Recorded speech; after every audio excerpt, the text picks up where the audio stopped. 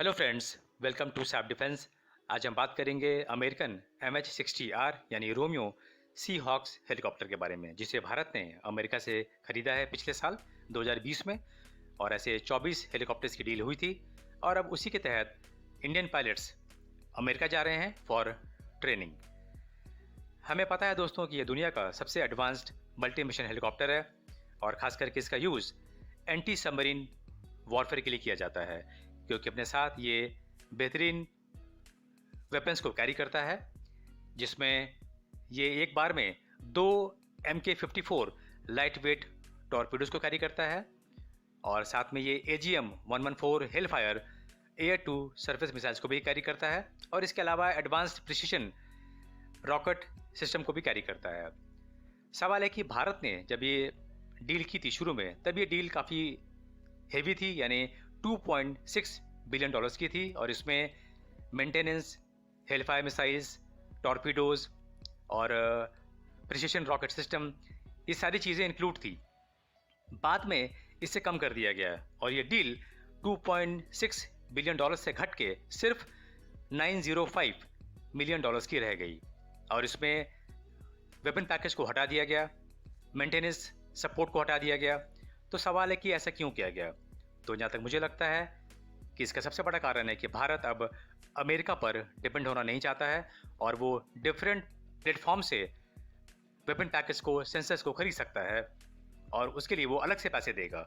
इसमें काफ़ी पैसे की बचत हो सकती है, जिसमें एक उदाहरण है कि किस तरीके से भारत ने अलग से 180 मिलियन डॉलर्स के एयरबोर्न लो फ्रिक्वेंसी सोनार के लिए ऑर्डर प्लेस किया था लॉकहीड मार्टिन को और ये डील अलग से हुई है।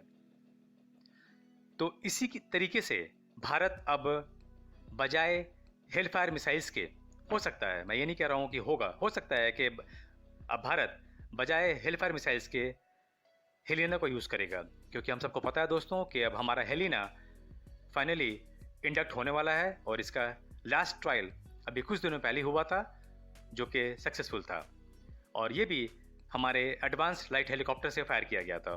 तो बजाय हेलफायर के अब भारत हेलिना को यूज़ कर सकता है।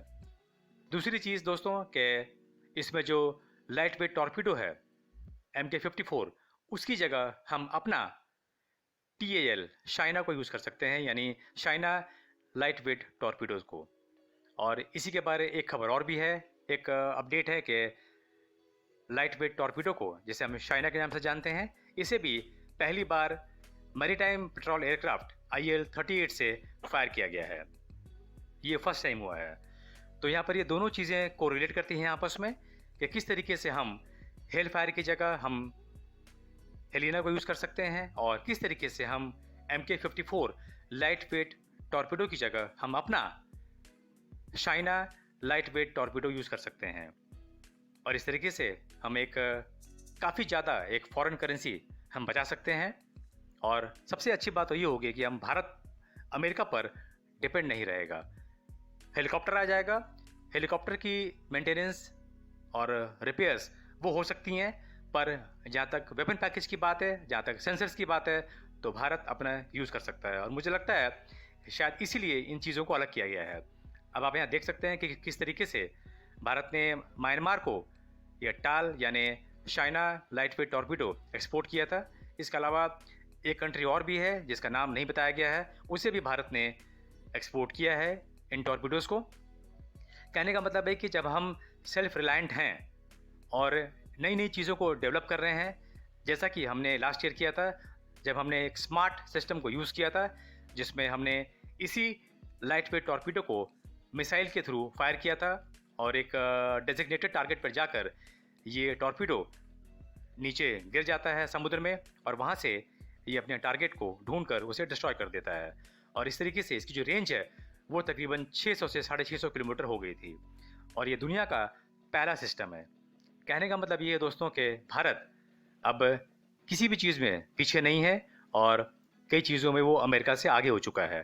तो इसीलिए मुझे लगता है कि ये जो वेपन पैकेज और सेंसर्स की जो डील थी उसे ख़त्म की गई है और भारत सिर्फ हेलीकॉप्टर ले रहा है और बाद में डिफरेंट प्लेटफॉर्म से इन चीज़ों को ख़रीदा जाएगा, जिसमें सबसे ज़्यादा इंडिजिनस होंगे।